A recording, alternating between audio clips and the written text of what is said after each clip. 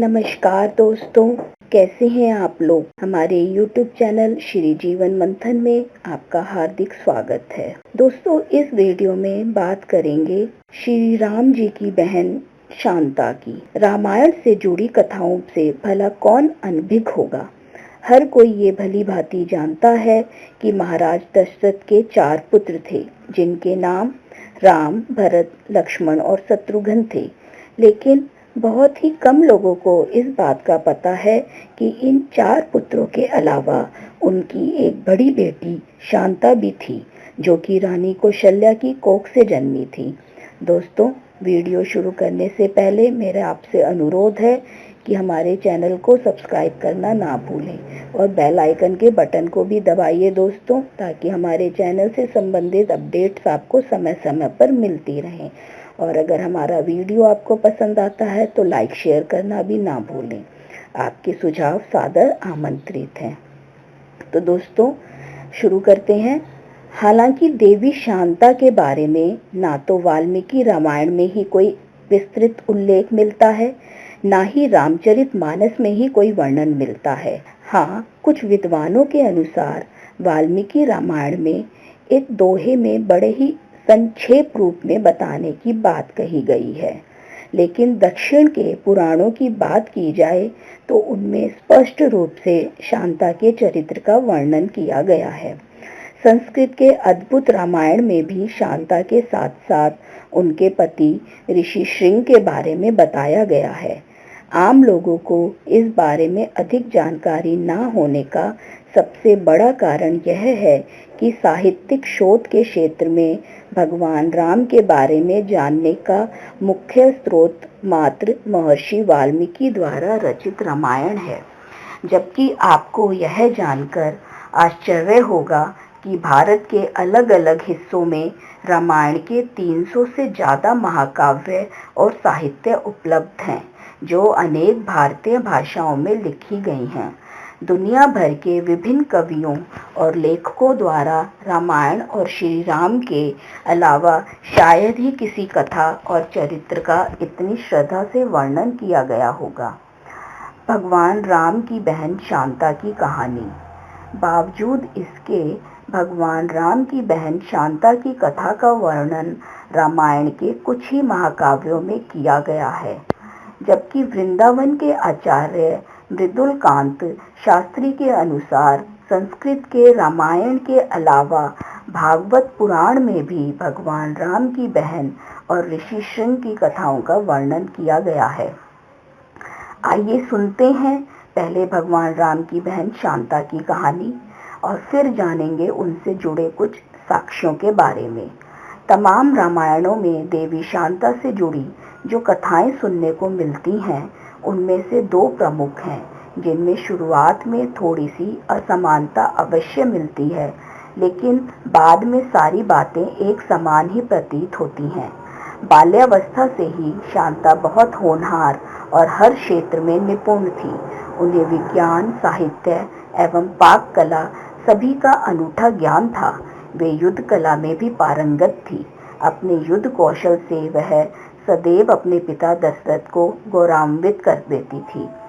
पहली कथा के अनुसार एक बार रानी कौशल्या की बहन रानी वर्षिणी अपने पति रोमपद के साथ अयोध्या आई। राजा रोमपद, जो कि अंग देश के राजा थे, उनकी कोई संतान नहीं थी। हम आपको याद दिला दें कि वही अंग देश था जहां बाद में महाभारत काल में कर्ण ने भी राज किया था। एक दिन महल में सभी बैठकर बातें कर रहे थे। तभी अचानक वर्षिणी का ध्यान राजकुमारी शांता की ओर गया। वे शांता की गंभीरता व शालीनता को देखकर बहुत प्रभावित हुई। उन्होंने बड़े ही करुणा भाव से कहा कि अगर उनके भाग्य में संतान हो तो शांता के जैसी ही हो। उनकी यह बात सुनकर राजा दशरथ भी भावुक होकर शांता को उन्हें गोद देने का वचन दे बैठते हैं। वचन के पक्के राजा दशरथ और माता कौशल्या को अपनी पुत्री अंग देश के राजा रोमपद एवं रानी वर्षिणी को गोद देनी पड़ती है। दोस्तों, दूसरी कथा के अनुसार अंग देश के राजा रोमपद और राजा दशरथ आपस में मित्र थे। रोमपद की पत्नी वर्षिणी अक्सर संतान न होने की वजह से दुखी रहती थी।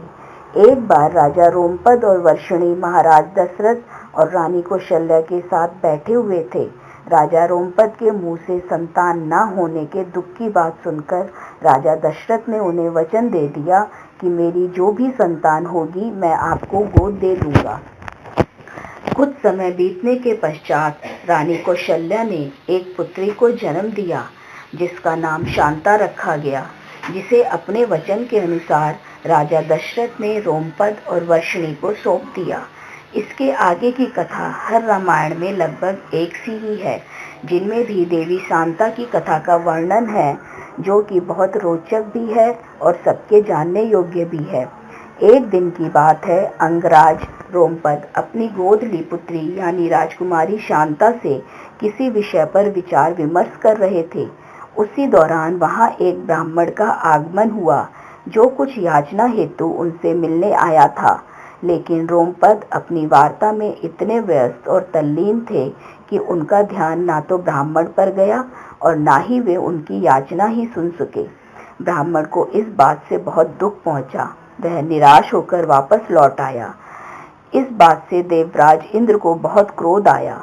उन्होंने वरुण देवता को आदेश दिया कि पूरे देश में वर्षा हो, परंतु अंग देश में जल की एक बूंद न गिरने पाए। वरुण देवता ने यही किया। परिणाम स्वरूप उस वर्ष अंग देश में सूखा पड़ गया। इस कठिन समस्या से मुक्ति पाने के लिए राजा रोमपद ऋषि श्रृंग के पास जाते हैं और उनसे सारी समस्या से अवगत कराते हैं।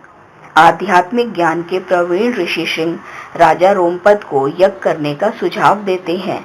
ऋषि श्रृंग के कहे अनुसार पूरे विधान से यज्ञ का आयोजन किया जाता है और यज्ञ संपन्न होने के बाद अंग देश में वर्षा होती है और सूखे की समस्या समाप्त हो जाती है।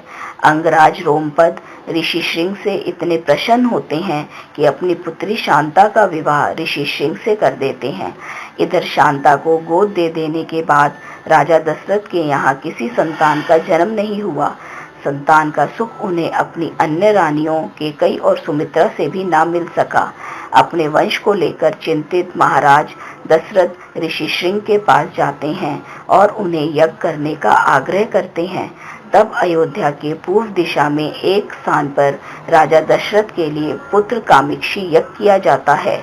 इस यज्ञ के बाद प्रसाद के रूप में खीर रानी कौशल्या को दी जाती है, जिसे वे छोटी रानी कैकेयी से बांटती हैं। बाद में दोनों रानी अपने हिस्से में से एक एक हिस्सा सबसे छोटी रानी सुमित्रा को दे देती हैं, जिसके फलस्वरूप सुमित्रा को 2 पुत्र लक्ष्मण एवं शत्रुघ्न होते हैं और रानी कौशल्या को राम एवं रानी कैकेयी को भरत की प्राप्ति होती है। धीरे धीरे समय बीतने के साथ चारों राजकुमार बड़े हो जाते हैं। हालांकि शांता के बारे में उन्हें कभी कुछ ज्ञात नहीं था, परंतु समय के साथ वे माता कौशल्या की पीड़ा को समझने लगते हैं, क्योंकि कभी कभी पुत्री शांता के वियोग का कष्ट रानी कौशल्या के मुख पर दिखाई पड़ ही जाता था। एक दिन राम द्वारा कौशल्या से पूछे जाने पर राम को अपनी ज्येष्ठ बहन शांता के बारे में पता चल ही जाता है। वे अपनी नाराज बहन शांता से मिलते हैं और उन्हें समझा बुझाकर माता कौशल्या और सभी भाइयों से मिलवाते हैं। इस प्रकार राम अपने माता पिता और बहन शांता के बीच के मतभेद को दूर करते हैं। चारों भाई जब अपनी बहन शांता से मिलते हैं तो वे अपने भाइयों से अपने त्याग के बदले में उन्हें सदैव एक दूसरे का साथ रहने का वचन लेती है, जिसका पालन चारों भाई आजीवन एक दूसरे के प्रति समर्पित रहकर करते हैं। दोस्तों, आशा करती हूँ मेरा ये वीडियो आपको पसंद आएगा। राधे राधे। आप पर भगवान की कृपा सदा बनी रहे दोस्तों।